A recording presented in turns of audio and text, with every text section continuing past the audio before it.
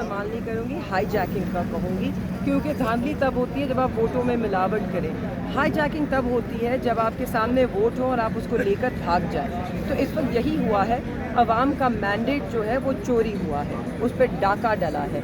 आपके सामने है फॉर्म 45 और 47 में बहुत बड़ा तजाद है, ना सिर्फ मेरे हलके में, मेरे साथ यहाँ तैमूर मलिक साहब हैं, इनके हलके में भी।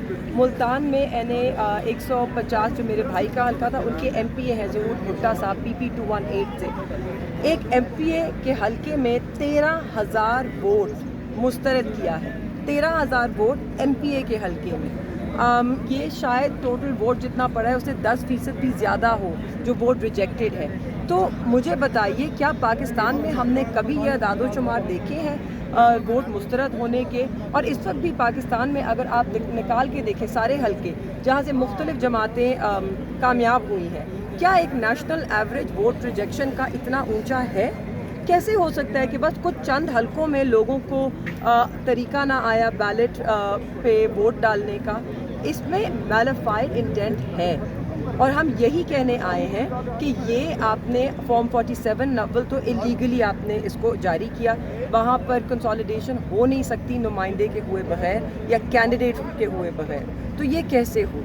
आपने फॉर्म 47, 48, 49 बिल्कुल in violation of the law जारी किया है, तो ये भी नहीं हो सकता। और सबसे दिलचस्प नुक्ता, जब आपके पास फॉर्म 45 आते हैं और उसमें रिजेक्टेड वोट्स की तादाद जैसे मेरे हलके में 4100 है के करीब, उसके ऊपर कानून ये कहता है कि RO साहब के पास कोई ऐसी परमिशन नहीं है कि वो रिजेक्टेड वोट बढ़ा सके, क्योंकि वो सिर्फ रिजेक्टेड वोट्स को खोल के देख सकते हैं कि ये दुरुस्त है कि नहीं। तो रिजेक्टेड वोट कम हो सकता है, बढ़ नहीं सकता।